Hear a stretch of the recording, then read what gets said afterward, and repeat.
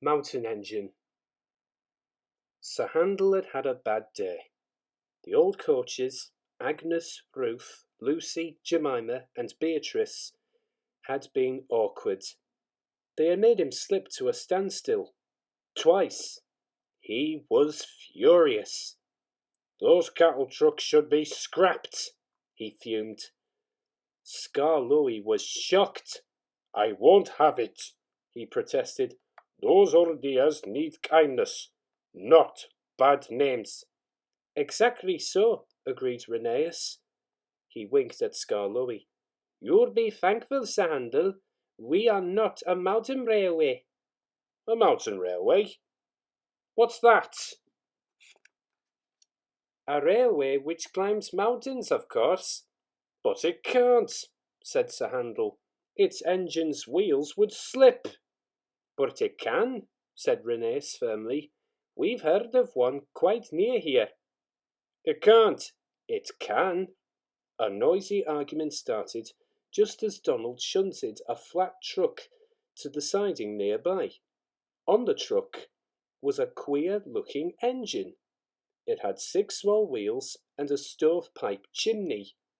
His boiler was tilted downwards, and his cylinders were back to front.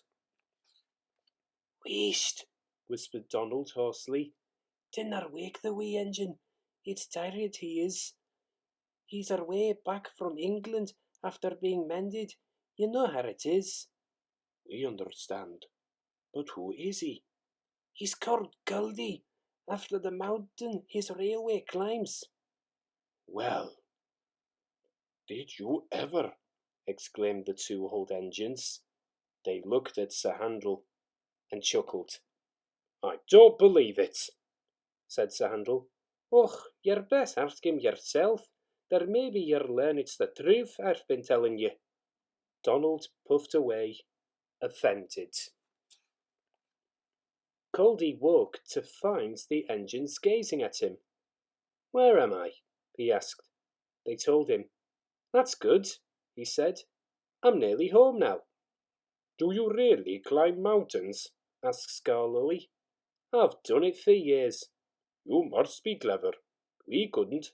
Our wheels would slip." "I'm not really clever," laughed Goldie.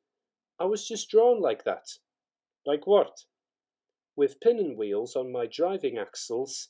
They have teeth, you see, which fit into a rack rail. I can't slip, however steep the line is." "That," said Rheneas, "must help you going up. But if your line is so steep, aren't you frightened coming down?" "Why? We have good brakes." "Coaches," went on Rheneas, "are sometimes silly and try to push us downhill. Some engines find it hard to stop them." Sir Handel blushed and looked at his buffers. "Our coaches," answered Goldie, "are never silly like that. They know such tricks are dangerous. I've never had that sort of accident.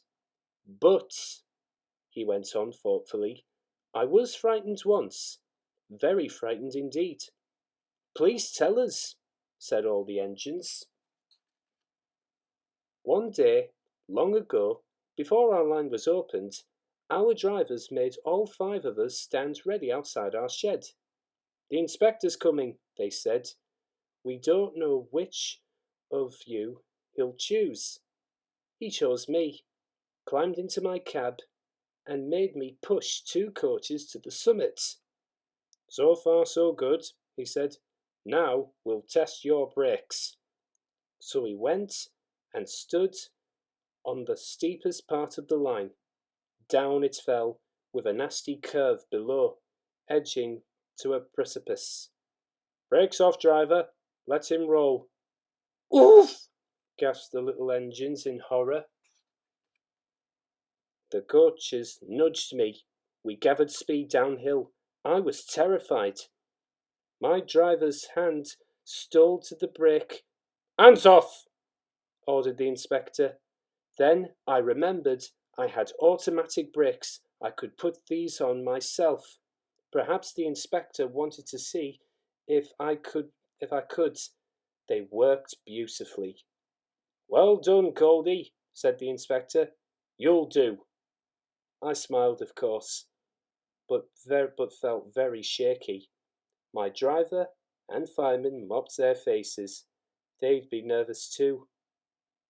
But I'm never nervous now, finished Goldie. Why should I be? There's no need.